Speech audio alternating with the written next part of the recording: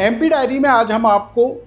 मध्य प्रदेश के आर्थिक हालातों से जुड़ी एक महत्वपूर्ण खबर के बारे में बताने वाले हैं। कैसे केंद्रीय मंत्री ज्योतिरादित्य सिंधिया के दबाव के आगे मध्य प्रदेश की सरकार को झुकना पड़ा, कैसे मोहन कैबिनेट की बैठक में सिंधिया समर्थक मंत्री अड़ गए और उसके बाद वित्त विभाग को अपने कदम पीछे खींचना पड़े, और कैसे एक फैसले से मध्य प्रदेश सरकार के खजाने पर 250 से 300 करोड़ रुपए का नुकसान होने का अनुमान जताया जा रहा है। आखिर मोहन कैबिनेट की बैठक में हुआ क्या और आखिर ये खबर है क्या, इसको विस्तार से समझिए। नमस्कार, मैं हूं अनुराग श्रीवास्तव और आप देख रहे हैं एमपी डायरी।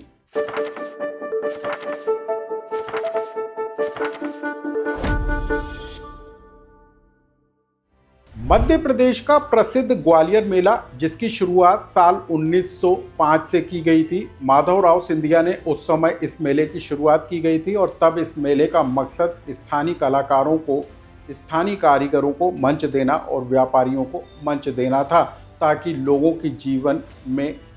प्रगति हो सके। तब से शुरू हुआ ये मेला अनवरत जारी है और 100 साल से ज़्यादा इस मेले को संचालित करते हुए हो गए। लेकिन ये मेला इसलिए भी सुर्खियों में रहता है क्योंकि यहाँ पर वाहनों में टैक्स की भारी छूट दी जाती है, जिसकी वजह से हर साल करोड़ों रुपए के वाहनों की खरीदारी होती है और उनको बेचा जाता है, और इसी वजह से इस मेले में करोड़ों रुपए का कारोबार होता है। लेकिन इस बार ये मेला इसलिए सुर्खियों में है क्योंकि केंद्रीय मंत्री ज्योतिरादित्य सिंधिया की मौजूदगी में 25 दिसंबर को इस मेले की शुरुआत हो चुकी थी। केंद्रीय मंत्री अमित शाह भी उसमें शामिल हुए थे, लेकिन तब से केंद्रीय मंत्री ज्योतिरादित्य सिंधिया पत्र के जरिए मुख्यमंत्री मोहन यादव के साथ संवाद के जरिए इस बात की मांग कर रहे थे कि ग्वालियर व्यापार मेले में ऑटोमोबाइल पर रोड टैक्स में छूट दी जाए। लेकिन 25 दिसंबर से लेकर 12 जनवरी तक इस पूरे मामले को लेकर कोई फैसला नहीं हुआ। बताया जा रहा है कि वित्त विभाग ने इस पर आपत्ति जता दी थी, लेकिन 13 जनवरी को हुई मोहन कैबिनेट की बैठक में इस प्रस्ताव को हरी झंडी दे दी गई। यानी कि ग्वालियर के साथ ही उज्जैन व्यापार मेले में ऑटोमोबाइल पर, वाहनों पर रोड टैक्स पर छूट देने का फैसला हो गया। लेकिन ये सब कुछ इतना आसान नहीं था, क्योंकि जब मोहन कैबिनेट की बैठक हुई तो वित्त विभाग के अफसरों ने इस पर ऐतराज़ जता दिया। वित्त विभाग के अफसरों का कहना था कि केंद्र सरकार ने बीते साल सितंबर में जीएसटी की दरों को घटाया है, यानी कि वाहनों पर, ऑटोमोबाइल पर जो 28% टैक्स लगता था उसको घटाकर 18% जीएसटी किया गया, और इसके तहत 25 से 30% तक कारों की बिक्री और उस पर लगने वाले टैक्स में जो दाम है उसमें कमी आई। और ऐसे में राज्य सरकार का रोड टैक्स घटाया जाना ठीक नहीं है। इससे राज्य सरकार के खजाने पर 250 से 300 करोड़ रुपए तक का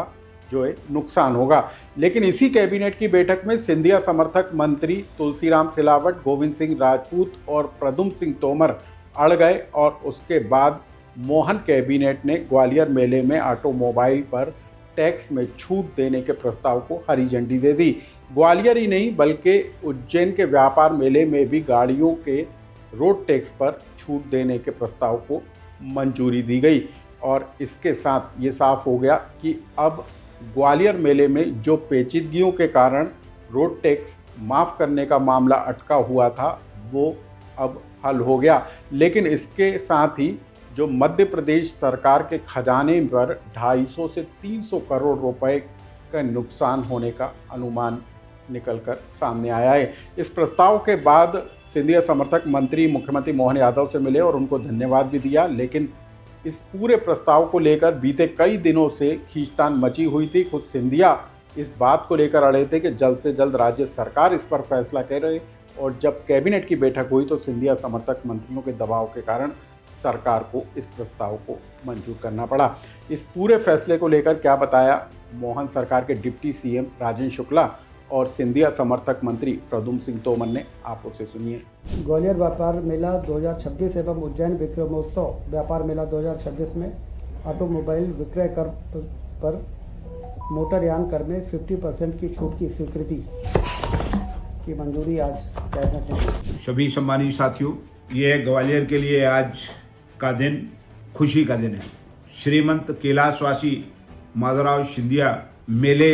में वाहनों पर आरटीओ रजिस्ट्रेशन शुल्क पर छूट मिले, इसके लिए केंद्रीय मंत्री माननीय श्रीमंत ज्योतिरादित्य सिंधिया जी के लगातार प्रदेश के यशस्वी मुख्यमंत्री डॉक्टर मोहन यादव जी के संवाद के कारण आज डॉक्टर मोहन यादव जी के नेतृत्व में मध्य प्रदेश की कैबिनेट ने ग्वालियर व्यापार मेले के साथ उज्जैन मेले के लिए भी आरटीओ में होने वाले रजिस्ट्रेशन शुल्क पर छूट की स्वीकृति प्रदान की। अब हम आपको बता दें कि कैबिनेट की बैठक में इस बात का भी जिक्र हुआ कि ग्वालियर मेले में सिर्फ ग्वालियर चंबल के लोग ही ऑटोमोबाइल नहीं खरीदते हैं, बल्कि जबलपुर, भोपाल और इंदौर से भी बड़ी संख्या में लोग यहाँ पर वाहन खरीदते हैं। और जो कार एजेंसियाँ हैं वो बिक्री अलग अलग जगह से करके ग्वालियर मेले को दर्शाती हैं और इसके जरिए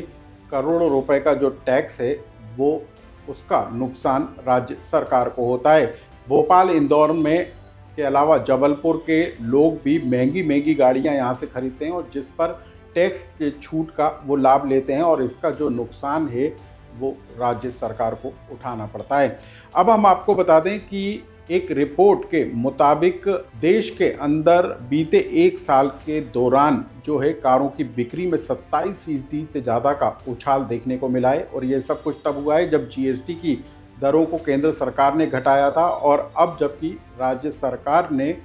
व्यापार मेले में, ग्वालियर और उज्जैन के व्यापार मेले में ऑटोमोबाइल पर रोड टैक्स में छूट देने का प्रस्ताव मंजूर कर लिया है, तो उसके बाद खरीदारी और तेज़ी के साथ बढ़ने की उम्मीद है। लेकिन सवाल इस बात को लेकर उठता है कि क्या सिंधिया की जिद के कारण ये सरकार की तरफ से फैसला लिया गया और वित्त विभाग को करोड़ों रुपए का नुकसान जो होगा उसकी भरपाई किस तरीके से होगी, क्या ये ज़रूरी था? और जो सबसे बड़ी शिकायत निकल कर सामने आती है कि इन मेलों के ज़रिए जो अलग अलग शहर के लोग बड़ी संख्या में गाड़ियाँ खरीदते हैं और जो कार विक्रेता कंपनियाँ हैं वो इस छूट का किस तरीके से दुरुपयोग करती हैं, उसको लेकर भी कई तरह के सवाल उठते हुए नज़र आते हैं। लेकिन फ़िलहाल इस पूरे मामले को लेकर हम कहें तो ग्वालियर मेले के शुरू होने के अब जो है तकरीबन 15 से 20 दिन के बाद राज्य सरकार का ये फैसला उन लोगों के लिए ज़रूर खुशखबरी भरा हो सकता है कि जो लोग कार खरीदने के लिए टैक्स में छूट का इंतज़ार कर रहे थे और अब सरकार के फैसले के बाद वो मुमकिन हो सकेगा। लेकिन दूसरी तरफ सरकार के इसी फैसले से राज्य सरकार के खजाने पर एक बड़ा नुकसान भी देखने को मिलेगा। इस खबर से जुड़ा यदि आपका कोई सुझाव या कमेंट्स हो तो हमें कमेंट्स बॉक्स में लिखकर ज़रूर बताएं।